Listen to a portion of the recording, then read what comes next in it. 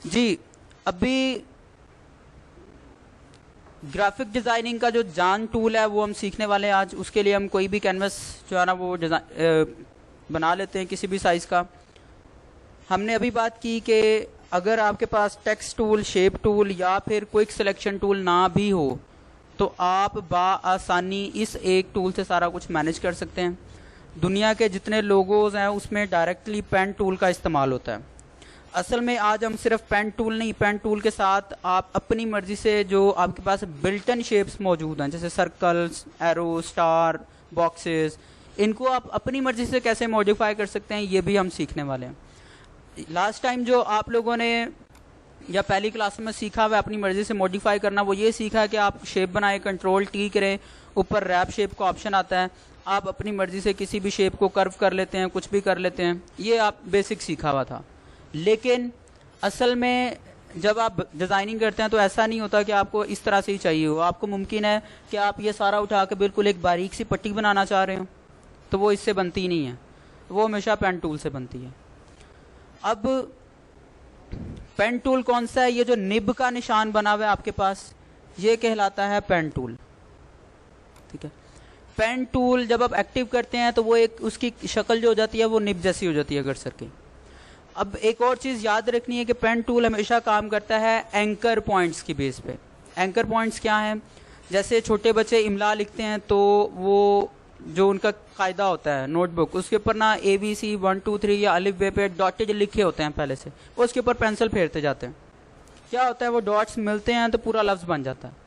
ठीक है, pen tool का असूल यही है कि वो आप बनाते डॉट्स हैं, जो आप क्रिएट करते हैं वो डॉट्स क्रिएट करते हैं। सॉफ्टवेयर खुद ही उन डॉट्स को ज्वाइन करता रहता है और वो पूरा पाथ बनता है, रास्ता बनता है। जब आप उसको एंड जहाँ से शुरू किया तो वहाँ पे एंड करते हैं तो वो पूरी शेप बन जाती है। कैसे? जैसे मैंने एक क्लिक किया, एक डॉट बन गया। अब मैंने अपनी तरफ से यहाँ पे क्लिक किया लेकिन लाइन खुद ब खुद आ गई है, मैंने कोई लाइन नहीं लगाई। इसी तरह मैं यहाँ पे क्लिक करता हूँ, अब वो इधर वाली लाइन इसके यहाँ से आगे और इधर को चली गई है। अब ये जो आपको ये लाइन नजर आ रही है, इसमें लाइन लगी नहीं है, ये प्रीव्यू है। सॉफ्टवेयर आपको खुद से दिखा रहा है कि भाई अभी अगर आप वापस मिला दो जहाँ से शुरू किया तो ये इतनी शेप बन जाएगी। अगर मैं इसमें कहीं और क्लिक कर देता हूँ तो मुझे उधर का प्रीव्यू देने लग जाएगा जब तक मैं इसको एंड वाले पॉइंट से नहीं मिलाऊंगा। अब मैं अगर एंड वाले पॉइंट्स पे क्लिक कर देता हूँ तो अब वो डॉटेड खत्म हो जाते हैं, अब ये शेप है। अब आप इसको कंट्रोल टी करके जिस तरह से मर्जी छोटा करे, बड़ा करे। आप इसका कलर बदलना चाहते हैं, फिल पे जाएं, कलर बदलें, जो मर्जी करें, इट्स अ नॉर्मल शेप। और ये शेप आपके पास कस्टम शेप में भी नहीं है। अच्छा, एक चीज़ ज़रा जल्दी से देख लें कि आपका ये जो पेन टूल है और शेप टूल है, दोनों की प्रॉपर्टीज़ सेम होती हैं। अगर आप अभी पेन टूल एक्टिव है तो प्रॉपर्टीज़ देखें, अगर मैं शेप टूल एक्टिव करूं तो प्रॉपर्टीज़ देखें, तो दोनों की प्रॉपर्टीज़ सेम है। तो असल में जो पेन टूल है वो शेप बनाने के काम आता है, तो उसकी शेप वाली सारी प्रॉपर्टीज़ पेन टूल की प्रॉपर्टीज़ हैं। वैसे ही कलर बदलता है, वैसे ही आप चीज़ों को रिसाइज कर रहे होते हैं। जैसे मैं कहीं भी क्लिक करता जाता हूँ और एंड पे एंड वाले पॉइंट से मिला देता हूँ तो बन जाता है। अपनी मर्जी से मैं कोई भी कलर कर सकता हूँ उसको। ये एक सिंपल तरीका है कोई सीधी शेप बनाने का, सीधी सीधी लाइनें हैं। लेकिन आपके लिए जो सबसे बड़ा चैलेंज आता है वो आता है कर्व्स बनाना, गोलाई करना। अब गोलाई कैसे होती है? गोलाई का तरीका ये होता है कि आप जब एक पॉइंट पे क्लिक कर लेते हैं, जब आप नॉर्मल क्लिक करते हैं तो वो हमेशा सीधी लाइन होती है, और क्लिक करके आपने छोड़ दिया तो अब वो कुछ कहीं नहीं मुड़ सकता। अगर आपने गोलाई करनी है या कहीं से उसको कर्व करना है तो आप क्लिक करने के बाद बटन छोड़ते नहीं हैं। बटन छोड़े बगैर आप जब घुमाते हैं तो वो आपको कर्व करके दिखा रहा होता है, प्रीव्यू दे रहा होता है कि यहाँ पे करना है, कितना करना है। जैसे मैं इसको यहाँ पे रखता हूँ, ऐसे कर्व हो गई। ठीक है, अब आप देखिए तो ये इसके आगे एक कर्व है। सपोज मैं चाहता था कि यहाँ से एक लाइन सीधी इधर को आए और यहाँ से सीधी लाइन इधर को जाए, कौन टाइप बने। मैंने अपनी तरफ से यहाँ पे क्लिक भी किया, अब यहाँ से तो सीधी लाइन हो गई, यहाँ से नहीं हुई। उसकी वजह यह है कि ये आगे कर्व बड़ी हुई थी पहले से। तो जब भी आपने कहीं से कर्व करना है तो आपने पहला काम ये करना है कि आल्ट दबा के जहाँ से कर्व किया है वहाँ पे क्लिक कर देना ताकि आगे वाली कर्व खत्म हो जाए। अब आप कहीं भी जाएंगे तो वो सीधी लाइन लगेगी। अब इस कॉन्सेप्ट को दोबारा देखते हैं। ये मैंने कर्व किया, सीधी लाइन लगाई, यहाँ से फिर गोलाई कर ली, ठीक है, इसको कर्व को ख़त्म कर लिया, ठीक है। अब ये मैं सीधी लाइन है, अब यहाँ पे अगर मैं क्लिक करके नहीं छोड़ता तो तब भी मैं कर्व बना सकता हूँ। वो चूंकि एंड पॉइंट था इसलिए वो वहाँ पे ख़त्म हो गया। तो आप अपनी मर्जी से कोई भी कर्व बना सकते हैं। हम इसको दोबारा देखते हैं। जैसे ये मेरे पास एक शेप है,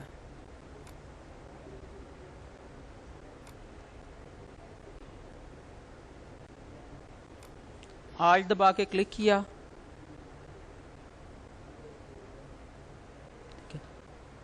तो आपके पास ये एक बिल्कुल न्यू शेप आ गई आपकी मर्जी के। आप उसका जो मर्जी कलर करें, जिस तरह से मर्जी कलर करना चाहें आप कर सकते हैं। तो कर्व करने का ये तरीका है। हम दोबारा देखते हैं कर्व करने का तरीका।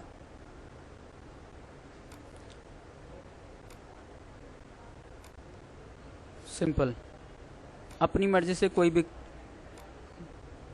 शेप आप उसको दे सकते हैं। लेकिन आपके लिए जो चैलेंज आता है वो ये आता है कि आपके पास इतनी एक तो एक्यूरेसी नहीं होती कि लाइन सीधी लगे, ठीक है, और दूसरे नंबर पे कर्व्स की भी इतनी एक्यूरेसी नहीं होती। उसकी वजह लैक ऑफ प्रैक्टिस है। उसकी वजह आपकी काबिलियत, आपकी जहानत या क्रिएटिविटी नहीं है, लैक ऑफ एक्सपोजर और एक्सपीरियंस है कि आप लोगों ने इतना ज़्यादा भी एक्सपीरियंस ही नहीं किया हुआ कि आपको अंदाजे हो जाएं सिर्फ देख के। तो इसकी बेस्ट प्रैक्टिस इस तरह से होती है कि हम बाकायदा कोई यहाँ पे कोई बना बनाई पिक्चर या लोगो प्लेस करते हैं, फिर हम उसको बना के देखते हैं। जैसे ये एक मेरे पास पहले से पड़ा हुआ है, ठीक है। अब सपोज ये कैटरपिलर का लोगो है। अब ये शेप कैसी बनी होगी अगर हम इसको बनाने पे आए? सिर्फ आपने एंड पॉइंट पे क्लिक करना है और मिला देना। अगर कलर सेम करना है, कलर पिकर पे जाते हैं और यहाँ से कलर पिकर से कलर भी सेम हम कर लेते हैं। अब दोनों में फ़र्क क्या है? ये फ़र्क है दोनों में कि पीछे वाली जो है वो पिक्चर है। अब अगर आप दोनों का फ़र्क देखें और ऊपर वाली शेप है, पिक्चर ब्लर हो गई है। ये जो अभी आप सीख रहे हैं ना, इसको कहते हैं वेक्टर ट्रेसिंग। इलस्ट्रेटर में जो होती है वो जो कहते हैं कि जी पिक्चर ब्लर है, लोगो ब्लर है, मुझे हाई डेफिनेशन चाहिए, हाई क्वालिटी चाहिए। तो उसका मतलब ये होता है कि आपके पास ब्लर पिक्चर आ गई, आपने पेन टूल से उसके ऊपर नया बना देना होता है, बस, और कुछ भी नहीं करना होता है। इसको वेक्टर ट्रेसिंग कहते हैं। वेक्टर ट्रेसिंग की आप अलग से गिग बना सकते हैं फाइवर में, अलग से आप गिग बना सकते हैं। I will convert your blurred logo into high definition logo, high resolution logo, high quality logo. I will convert your blurred image into layered logo। Layer के साथ आपको मैं लोगो दे दूंगा। आप एक नई गिग बना सकते हैं। इसको वेक्टर ट्रेसिंग कहते हैं, जो भी हम देख रहे हैं। तो आप किसी भी ब्लर पिक्चर की हाई क्वालिटी बना सकते हैं विद इन सेकेंड्स। अगर हम इसको थोड़ा सा, चले ये तो सीधी लाइन थी ना, ये सीधी सीधी लग गई, इसको हम समझते हैं ये सी की मिसाल से। सी में चूंकि काफ़ी कर्व्स हैं तो वो थोड़ी सी एक बेटर प्रैक्टिस हो सकती है समझने में। जैसे ये एक सीधी लाइन है, ये तो सीधी लाइन लग गई, यहाँ तक सीधी आ गई। अब यहाँ पे मैं क्लिक करके क्या करता हूँ, ड्रैग करके पहले इसको कर्व करता हूँ जितना मुझे चाहिए, ठीक है। आल्ट दबा के इसको यहाँ पे क्लिक किया ताकि कर्व ख़त्म हो जाए, सीधी लाइन लगाई और फिर यहाँ पे क्लिक करके कर्व कर लिया ड्रैग करके, ठीक है। सॉरी, आल्ट दबाया, अब ये सीधी लाइन थी, सीधी लाइन आ गई, ये कर्व थी, फिर अगेन ड्रैग करके उसको कर्व बनाया। ये सीधी लाइन थी, यहाँ से फिर सीधी लाइन थी और फिर अगेन कर्व थी। अब देखें, आपके लिए जो चैलेंज आता है ना वो ये है कि यहाँ तक तो आप आ जाते हैं, अब यहाँ पे ये कहाँ क्लिक करना है आपको नजर ही नहीं आ रहा, ठीक है। उसके लिए आप फिल पे जाके थोड़ी देर के लिए इसका नो कलर कर लें, कलर बंद कर लें थोड़ी देर के लिए। शेप्स में भी ये ऑप्शन होता है, शेप टूल में। मैंने थोड़ी देर के लिए उसका कलर बंद कर दिया ताकि मेरे सामने उसका प्रीव्यू आ जाए। अब मैं अपनी मर्जी से उसको मैनेज कर लेता हूँ। ये सीधी लाइन है, अगेन कर्व है। अब मैंने इसको आल्ट दबा के ख़त्म नहीं किया क्योंकि मुझे पता था मुझे एग्जैक्ट आगे उतनी ही कर्व चाहिए, तो मैंने आल्ट दबा के ख़त्म करने के बजाय क्लिक कर दिया, उसने ऑटो उतनी कर्व बना दी। अब सिर्फ एंड पॉइंट पे मिलाना है, शेप बन जाती है। अब आप इसका वो कलर पिकर से सेम कलर कर लें, ठीक है। अब मैं अगर इसको मूव करूं तो ये एग्जैक्ट कॉपी है उसकी। अगर दोनों को कंपेयर करें आप क्वालिटी वाइज तो ये फ़र्क है दोनों में, क्योंकि ये वेक्ट शेप है और वो पिक्चर है। शेप की क्वालिटी वो हाई है क्योंकि वो आपने नई बनाई है। अब सी की भी प्रैक्टिस अगर देखें तो ये सिर्फ इसकी थी, लेकिन अक्सर औकात आपको चीज़ें दरमियान से खाली भी करनी पड़ती हैं। जैसे ए तो दरमियान से खाली, सी में तो आपने ऐसे ऐसे घुमा घुमा के बना लिया। ए अगर आप डायरेक्ट ऐसे बनाते हैं, अगर हम बना के देखें, जैसे ये सीधी लाइन है, ये सीधी लाइन है, ये सीधी लाइन है, यहाँ से ये सीधी लाइन है, उसके बाद अब फिर नज़र नहीं आ रहा, हम इसको थोड़ी देर के लिए बंद कर लेते हैं। ये सीधी लाइन है और ये सीधी लाइन है। अगर मैं इसको फिल कर भी दूं तो आप देखिए वो तो दरमियान से खाली नहीं है। लेकिन अक्सर औकात आपको जो लोगोज या शेप्स बनी हुई नज़र आती हैं उनमें कुछ स्पेसिफिक एरिया खाली भी होता है, सुराख होल टाइप होता है, या उतना एरिया आप नहीं चाहते कि वो नज़र आए। अब पेन टूल से या आपकी जो ऑलरेडी शेप्स हैं बाय डिफ़ॉल्ट, उसमें से भी आप कोई भी चीज़ डिलीट कर सकते हैं। जो आप इरेजर से करते थे वो शेप एडिटेबल नहीं रहती थी। जब आप इरेजर लगाते थे तो उसका कलर आप फिल से नहीं बदल सकते थे क्योंकि वो रास्टराइज हो गई। जबकि पेन टूल से जब आप उसको दरमियान से खाली करेंगे तो वो शेप ही रहेगी। कैसे? आप सिर्फ और सिर्फ वो लेयर सेलेक्ट कर लें जो शेप की लेयर है। अभी चूंकि मुझे वो नज़र भी नहीं आ रहा कितना एरिया खाली करना है, तो मैं उसको उठा के लोगो के नीचे ले आता हूँ ताकि लोगो ऊपर हो तो मुझे नज़र आ जाए। अब ये लोगो ऊपर है, शेप नीचे है। तो आपके पास पेन टूल में एक ऊपर प्रॉपर्टी में ऑप्शन आ रहा होता है पाथ ऑपरेशंस का। इसमें एक ऑप्शन आता है जी सबट्रैक्ट फ्रंट शेप, माइनस करना। जब आप उस लेयर को सिलेक्ट करके उसका जिस भी एरिया पे सिलेक्शन करेंगे वो उतना एरिया माइनस कर देगा। अगर मैं इसको मूव करके देखूं तो ये खाली है। अगर मतलब हम इसको ऊपर रख के देखते हैं बाकायदा, आपको नज़र आएगा। अब ये पीछे से खाली है। अगर इसी कॉन्सेप्ट को आपकी बाय डिफ़ॉल्ट शेप से भी हम देखें, जैसे ये अब रेक्टेंगल आप बनाते थे, दिखने के लिए ज़रा मैं कलर कोई और कर देता हूँ। आप पेन टूल पे जाएं, सबट्रैक्ट फ्रंट शेप करें और जो एरिया चाहे उसका बीच से खाली कर सकते हैं और फिल पे जाके चाहे कलर बदलते रहें। It's a normal shape. तो आपके पास जो ऑलरेडी सारा सब कुछ होता है, आप उसका कोई भी एरिया कहीं से भी खाली कर सकते हैं अपनी मर्जी से, यानी शेप का उतना हिस्सा उड़ा सकते हैं, डिलीट कर सकते हैं। ये तो सिंपल शेप्स बनाना है, यानी पेन टूल से आप शेप बना लेते हैं, कॉपी कर लेते हैं या उसके ऊपर रख के वेक्टर ट्रेसिंग कर लेते हैं, ठीक है। ये सारा काम है नया सोचना। नया सोचना है ना। अब आपके पास, चलें एक मिसाल लेता हूं मैं। ये पेन टूल है, मेरे लिए कितना सोचना आसान है कि ये इसकी सारी लाइनें बराबर हों। तो लाइनें बराबर है ही नहीं। चले मैं डब्बा बनाने की अगर कोशिश करूं तो मेरे लिए अंदाजे से मैच करना मुश्किल होगा। इवन कि अगर मैं रूलर साथ लगा के देखूं तो आप देखो ये लाइन भी सीधी नहीं है, ये लाइन भी सीधी नहीं है, टॉप वाली लाइन भी सीधी नहीं है और नीचे वाली लाइन भी सीधी, कोई एक लाइन भी सीधी नहीं है, कोई एक भी सीधी नहीं है पेन टूल से। इसका मतलब यह है कि लैक ऑफ प्रैक्टिस। एक तरीका तो यह है कि आप रूलर से लाइनें लगाएं, फिर उसके साथ रख के, जैसे मैं कहता हूं जी एक इस पे रखूंगा, एक यहाँ पे रखूंगा, एक इसको बनाने के लिए मैं अगेन रूलर यहाँ पे ले लेता हूँ, सपोज ऐसे कर लें, और एक और रूलर लें और उसको यहाँ पे रखें, उसको ऐसे कर लें और ऐसे कर लें। एक तरीका तो ये है। इससे बेहतर ये है कि आप रेक्टेंगल टूल पे जाएं, वहां से डब्बा बना लें आसानी से, ठीक है। लेकिन जब आप इसी को एडिट करने की बात करें, चलें एक और कॉन्सेप्ट से समझते हैं कि जैसे ये एक शेप है, ठीक है।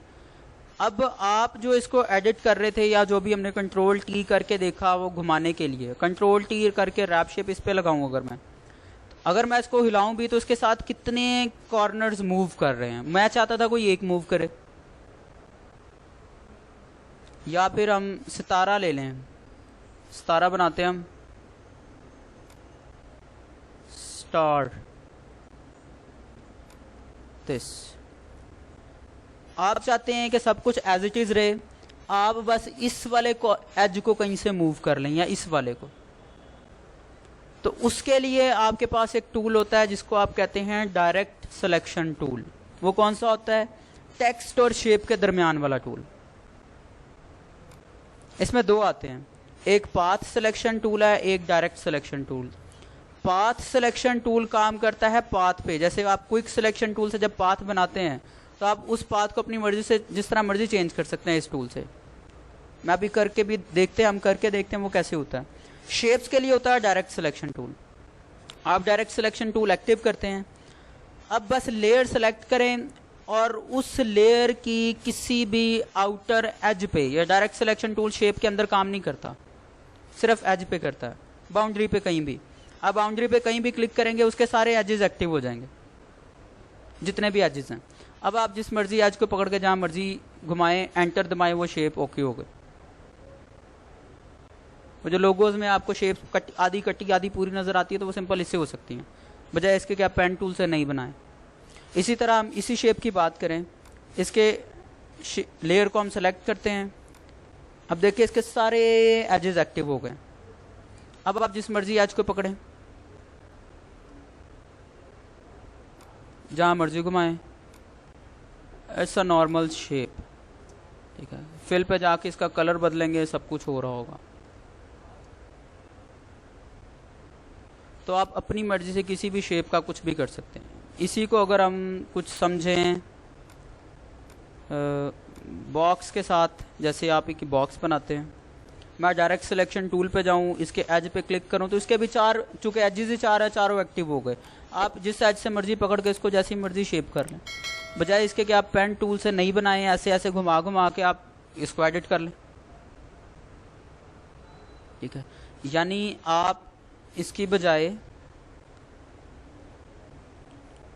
आप इसको मूव कर लें,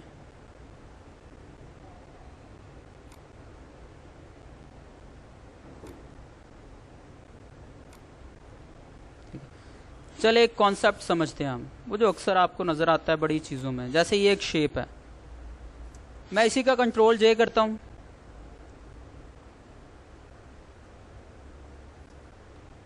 डुप्लीकेट करता हूं, ये लेयर सेलेक्ट की, कंट्रोल जे किया,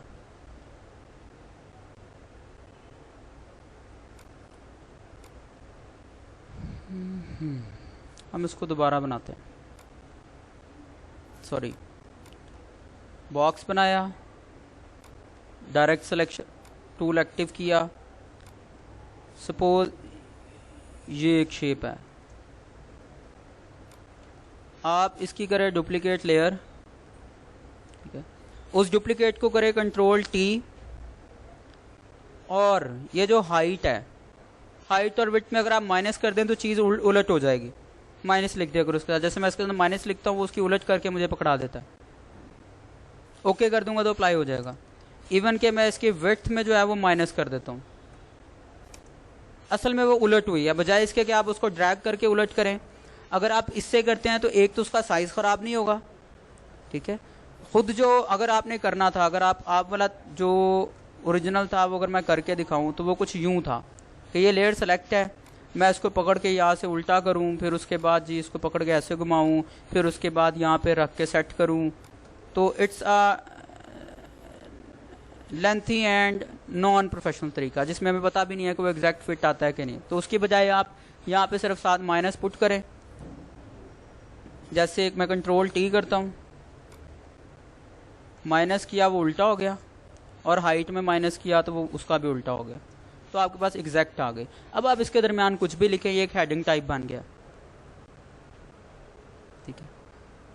नॉर्मली इस तरह की शेप्स होती हैं डिज़ाइंस के अंदर, जो आपको बड़ी ट्रिकी सी लगती हैं कि ये पता नहीं कैसे हुआ, एग्जैक्ट साइज मार्जिन कैसे लग गया, तो वो सिंपल आपने माइनस माइनस किया हुआ है।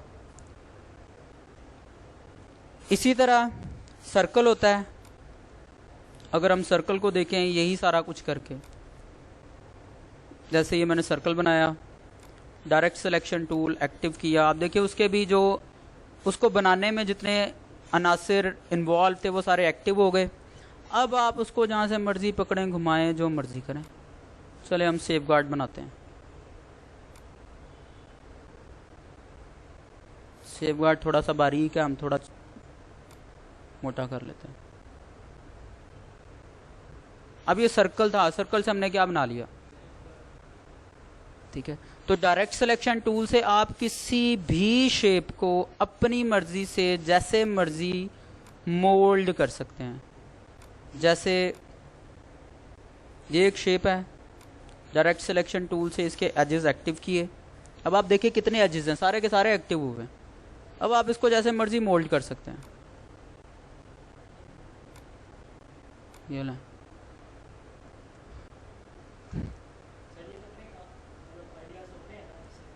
बिल्कुल आइडियाज आपके हैं, आपने चीज़ों को कैसे मोल्ड करना है। शुरू में जब आप काम कर रहे होते हैं तो ज़रूरी नहीं है कि आप हर चीज़ बिल्कुल नए सिरे से बनाएं। आप किसी का डिज़ाइन में कोई शेप देखें, वैसी बना लें अपने डिज़ाइन के अंदर, नो प्रॉब्लम। वो जो आपको कर्व नज़र आ रही होती हैं, जैसे अब यहाँ पे एक कॉन्सेप्ट समझ लें कि जैसे वो आपको एक असाइनमेंट मिली होगी इंग्लिश लैंग्वेज वाले, उसमें ऊपर आइल्स की जो शेप थी, ठीक है, आइल्स की शेप थी 1 2 3 4, 4 ही कॉर्नर्स थे, और वो कुछ इस तरह से थी कि ये वाली जो हिस्सा था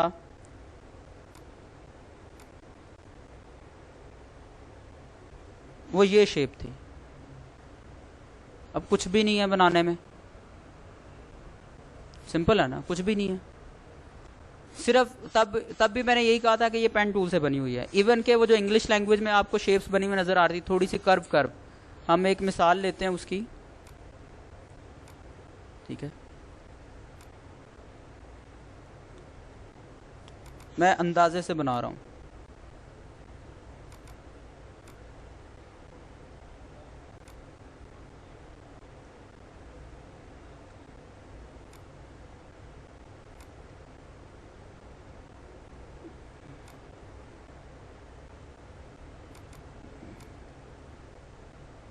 सॉरी।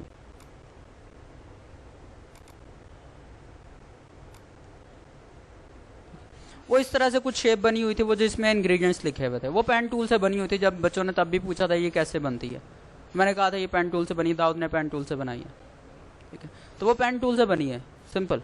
बाद में उसके कंट्रोल जे डुप्लीकेट करके आगे आगे कॉपीज रखी हुई थी, बस। तो आप किसी भी शेप को अपनी मर्जी से मोल्ड कर सकते हैं। ये तो चलें, फिर कुछ बनी बनाई शेप्स है ना जिनको आप कर सकते हैं। अगर आप उसी बॉक्स को एडिट करने की बात करें तो वो भी आप कर सकते हैं। जैसे मैं मिसाल ये लेता हूँ कि आपके पास ये बॉक्स है, आप चाहते हैं कि ये दरमियान से सिर्फ उठा हो, बाकी साइडें इसकी फिक्स रहें, मतलब ये यहाँ तक इसकी ये लाइन जो है ना ये ऐसे ही रहनी चाहिए, बस ये यहाँ से करके ऊपर को जाए और यहाँ से करके नीचे आ जाए और फिर यहाँ से सीधा हो जाए। अगर आप इसके डायरेक्ट सिलेक्शन टूल से एजेस देखें तो दरमियान पे कोई पॉइंट है ही नहीं जिसको आप उठाएंगे, उठेगा तो तब जब यहाँ पे कोई पॉइंट होगा। तो पॉइंट आप अपनी मर्जी से क्रिएट कर सकते हैं पेन टूल से।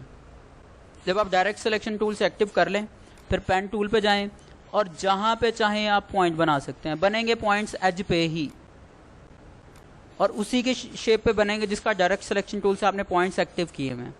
अब आप दोबारा डायरेक्ट सिलेक्शन टूल पे आएँ और उसको जिस तरह से मर्जी जितना चाहें आगे पीछे करें।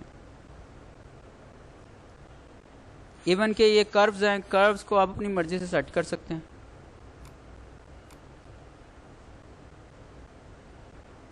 आप इस पॉइंट को नीचे लाना चाहें नीचे ला सकते हैं, ठीक है। अब अगर आप देखें तो ये बॉक्स था, बॉक्स से ये क्या बन गया, ये बॉक्स से बन गया वो लंगर जो नेवी को शो कर रहा होता, मतलब समथिंग लाइक दैट।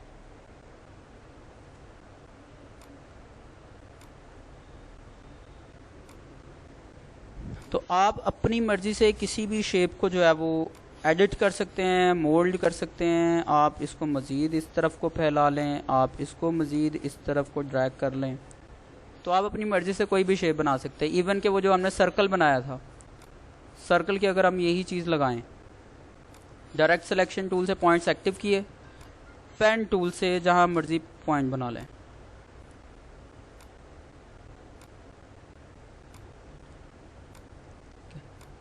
अब डायरेक्ट सिलेक्शन टूल से आपने सिर्फ उन पॉइंट्स को अपनी मर्जी से हिलाना जुलाना है।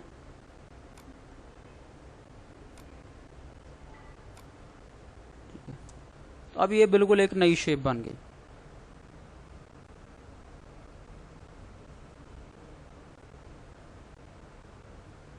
सारी गेम है पॉइंट्स को समझने की।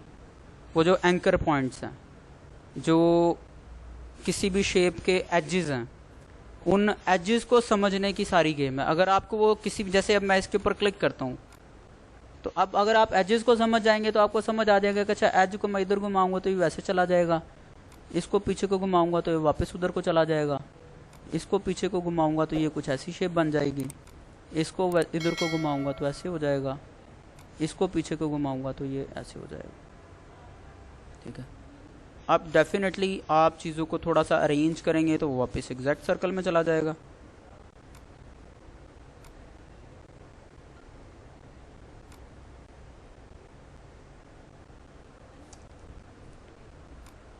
इवन के यही सारा कुछ कस्टम शेप में भी हो सकता है।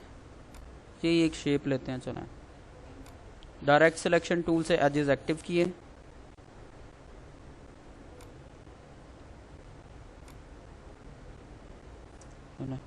ये एक बिल्कुल नई शेप है। तो आप अपनी मर्जी से किसी भी शेप को कर सकते हैं। ये डायरेक्ट सिलेक्शन टूल सिर्फ शेप के लिए है, पिक्चर पे ये नहीं लगता। यानी ऐसा नहीं होता कि पिक्चर्स को आप अपनी मर्जी से ऐसे ऐसे कर लें, वो नहीं होगा। ये सिर्फ शेप्स के लिए। अब वो जो पाथ सिलेक्शन है उसका कॉन्सेप्ट भी समझ लें। पेन टूल कटिंग के लिए भी इस्तेमाल होता है। मैंने क्विक सिलेक्शन टूल का कहा था कि क्विक सिलेक्शन टूल की भी ज़रूरत नहीं है अगर आपको पेन टूल आता है, क्योंकि वो सिलेक्शन के भी काम आता है। कब?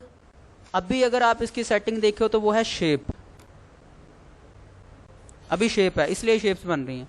जब आप इसको पाथ कर लेंगे तो अब वो शेप नहीं बनाएगा, वो पाथ बनाएगा, यानी क्विक सिलेक्शन करेगा। सिलेक्शन कैसे? हम तजर्बे के लिए कोई पिक्चर ऐड कर लेते हैं और फिर उसको थोड़ा सा करके भी देख लेते हैं। वही वाली पिक्चर जो हमने शुरू में प्रैक्टिस की थी, मैं उसी को प्लेस कर लेता हूँ ताकि थोड़ा समझने में आसानी हो। फिर मैं दोनों से कट करके आपको दिखाता हूँ, क्विक सिलेक्शन टूल से भी और पेन टूल से भी। दोनों का फ़र्क आप खुद देखिएगा कि क्या फ़र्क था।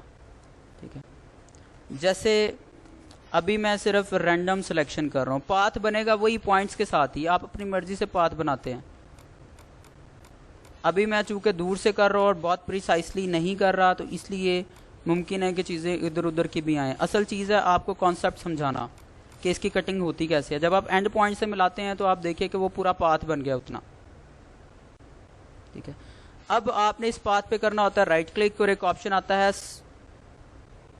Make selection. मेक सिलेक्शन पे क्लिक करें, ओके करें तो वही क्विक सिलेक्शन टूल वाली सिलेक्शन आ जाती है जो तब जब की थी हमने। अब आपने सिर्फ कंट्रोल जे प्रेस करना है और उसकी अलग चीज़ हो जाएगी, मतलब उतना हिस्सा अलग हो गया। अगर मैं यही क्विक सिलेक्शन टूल से करूं तो आपको दोनों का डिफरेंस जो है वो नज़र आएगा। इसकी लेयर सेलेक्ट करते हैं,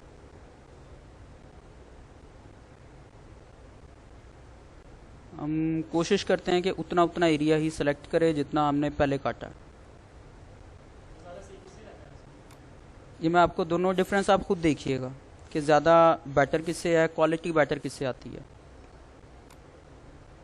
ठीक है, अब मैं कंट्रोल जे इसका करता हूँ, ओरिजिनल की मैं आंख बंद करता हूँ। अब दोनों के एजेस देखें,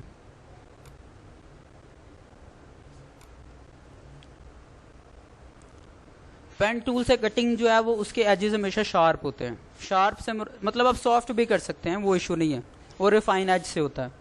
बताने का मकसद ये है कि पेन टूल से आपकी मर्जी की कटिंग होगी। क्विक सिलेक्शन टूल हमेशा खुद सिलेक्शन करता है, ऑटो। वो कई दफ़ा वो चीज़ भी पकड़ लेता है जो आपको नहीं चाहिए। और क्विक सिलेक्शन टूल खास तौर पर डार्क में नहीं चलता जहाँ पे ब्लैक कलर आ जाता है, क्योंकि सिलेक्शन टूल एजेस को डिटेक्ट कर रहा होता है कि अच्छा ये यहाँ पे एज आ गया, एज आ गया, वहाँ पे घूमता है। ब्लैक में कोई एज नहीं है, वहाँ पे वो नहीं चलता। लेकिन पेन टूल आप जहाँ मर्जी लेके जा सकते हैं, डार्क हो लाइट हो जो मर्जी हो। कैसे? जैसे पेन टूल है, अब क्विक सिलेक्शन टूल ऐसे डब्बा बना सकता है, ये क्विक सिलेक्शन टूल डब्बा नहीं बना सकता, ये वाला, जबकि पेन टूल से आप जो मर्जी कर लें। अब वो जो रिफाइन एज की मैं बात कर रहा था, आप उसके लिए क्विक सिलेक्शन टूल एक्टिव करते हैं हमेशा और राइट क्लिक करते हैं, तो एक ऑप्शन आता है आपके पास रिफाइन एज। रिफाइन एज से अगर आप देखें अभी वो शार्प है, ठीक है, आपके पास ये स्मार्ट रेडियस होता है, इससे आप बढ़ा के उसको बिल्कुल, मतलब डिपेंड करता है आपको कितनी ज़रूरत है, तो आप उसकी शार्पनेस कम भी कर सकते हैं अकॉर्डिंग टू द सिचुएशन। उसके बाद आप उसकी ये स्मूथनेस मैनेज कर सकते हैं, जैसे अभी आप देखिए उसके एजेस शार्प नहीं है, स्मूथ हो गए हैं। तो रिफाइन एज से आप किसी भी पिक्चर जो कट की गई है उसको अपनी मर्जी से आप मैनेज कर सकते हैं, जैसे कंट्रास्ट फुल कर दिया, सिलेक्शन की हुई जगह पे राइट क्लिक किया है, तो पेन टूल को आप नॉर्मल भी कर सकते हैं, वो इशू नहीं है कि बहुत शार्प है जी। पेन टूल बताने का मकसद ये है कि आपकी मर्जी की कटिंग होगी, खुद ही नहीं हो रही होगी, ये फ़ायदा इसका ओवर क्विक सिलेक्शन टूल। लेकिन क्विक सिलेक्शन टूल जल्दी हो जाता है, वो बस ऐसे करते हैं वो हो जाता है। पेन टूल में आपको पूरा पाथ बनाना पड़ेगा बड़े गौर से, बड़ी मेहनत से, फिर जाके सिलेक्शन होगी। तो ये दो बेसिक डिफरेंस हैं क्विक सिलेक्शन टूल और पेन टूल में। अब यहाँ पे एक कॉन्सेप्ट समझ लें ज़रा, उससे पहले जाने से पहले पाथ वाला जो कॉन्सेप्ट मैं समझाना चाह रहा था, वो पाथ सिलेक्शन टूल जो था। अभी मैं कंट्रोल आल्ट जे करके वापस आ रहा हूँ। जैसे ये पाथ है जो बना हुआ है, जो मैंने पेन टूल से बनाया था, ठीक है। अब अगर मैं जाऊं पाथ सिलेक्शन टूल पे और पाथ पे जाके क्लिक कर लूं, तो पाथ के सारे पॉइंट्स एक्टिव हो जाएंगे। मैं पाथ को अपनी मर्जी से इधर उधर घुमा सकता हूं। जैसे अगर कोई पाथ मैंने गलत सेलेक्ट कर लिया, सपोज ये जगह मुझसे गलत हो गई, पहले मैं क्या करूंगा, मैं इसको इस तरफ को मूव कर लूंगा। पहले मैं इस पर डबल क्लिक करूंगा,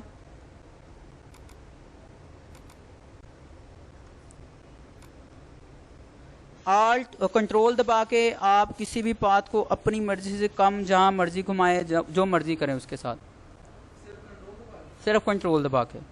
जैसे अगर मुझसे ये पाथ सही नहीं बना हुआ, ठीक है, अब यहाँ पे गुलाई है, मैं अपनी मर्जी से इसकी गुलाई दुरुस्त भी कर सकता हूँ। कंट्रोल दबाऊंगा और इसको पकड़ के डबल क्लिक करने के बाद इवन के आपको यहां पे कोई और चाहिए, आप नॉर्मल क्लिक करेंगे आल्ट दबा के, तो आप कोई नया एंकर पॉइंट भी क्रिएट कर सकते हैं। एक मिनट,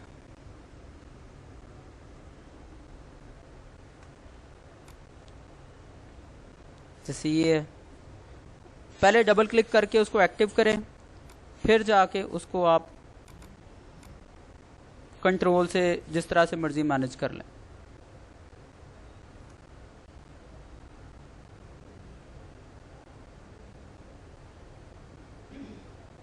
तो पाथ आप अपनी मर्जी से एडिट कर सकते हैं, घुमा सकते हैं, जहां मर्जी लेके जा सकते हैं।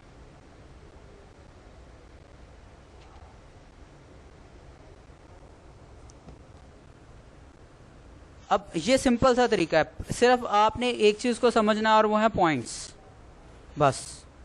अगर आपको पॉइंट्स की समझ आ गई कि पॉइंट्स को कैसे मूव करना है, पॉइंट्स के साथ खेलना कैसे है, तो कोई भी शेप बनाना आपके लिए कोई मसला ही नहीं है। क्योंकि आपकी दुनिया के जितनी शेप्स है उसमें दो टूल डायरेक्टली इन्वॉल्व है, नंबर 1 पेन टूल और number 2 direct selection tool. Shape tool तो है ही है, डायरेक्ट सिलेक्शन टूल से आप किसी भी शेप को जो मर्जी कर सकते हैं और पेन टूल से आप नहीं बना सकते।